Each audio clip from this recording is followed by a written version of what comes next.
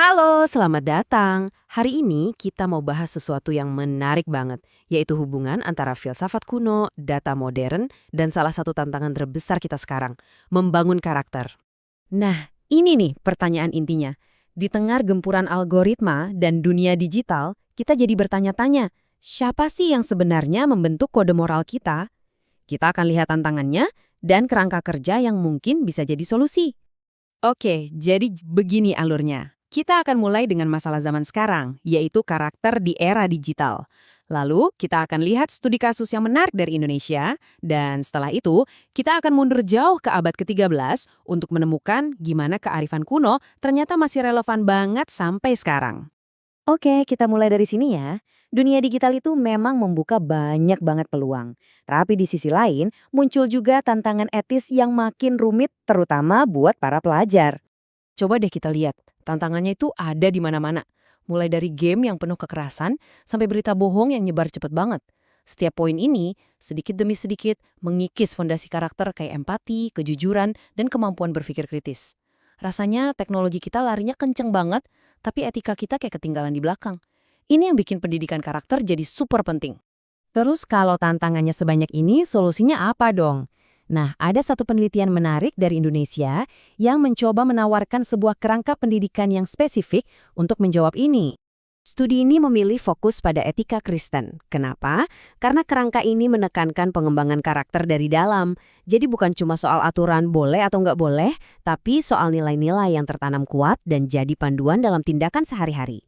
Dan ini dia hasil yang menarik banget.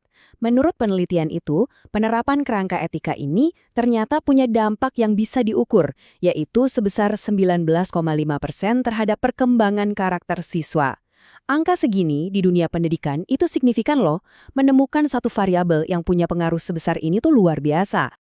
Tapi, penting buat kita ingat, pendidikan formal itu cuma satu bagian dari puzzle.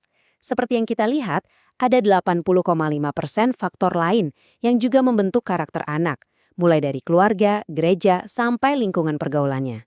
Jadi ini adalah kerja bareng-bareng. Nah, untuk benar-benar paham dasar dari sistem etika ini, kita perlu melakukan perjalanan waktu. Kita harus mundur jauh ke belakang, ke abad ke-13, dan bertemu dengan seorang pemikir revolusioner, Santo Thomas Aquinas. Aquinas ini membuat perbedaan yang jelas banget. Menurutnya, ada dua jalan untuk menuju pengetahuan, iman dan akal. Masing-masing punya sumber dan caranya sendiri. Iman itu datangnya dari wahyu, sementara akal datang dari observasi dan analisis. Nah, ini kuncinya menurut dia, dua hal ini tuh bukan musuhan, sama sekali bukan.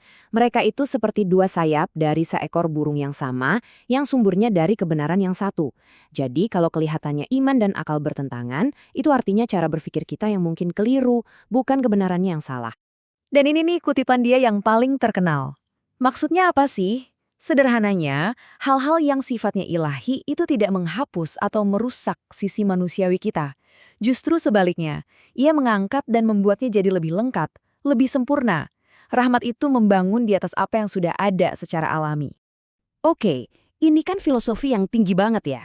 Terus gimana cara membawanya ke dunia nyata, ke kelas zaman sekarang?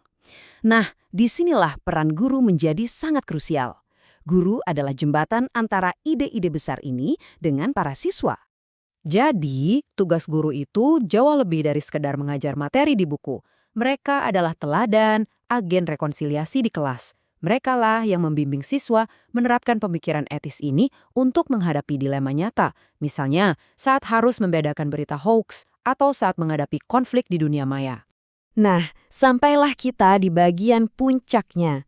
Di sini kita akan melihat bagaimana gagasan Aquinas tadi sebenarnya memberikan semacam cetak biru untuk kehidupan manusia yang lebih utuh dan terintegrasi.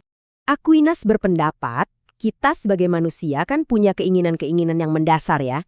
Kita haus akan pengetahuan, kita ingin hidup kita bermakna dan abadi, dan kita butuh komunitas.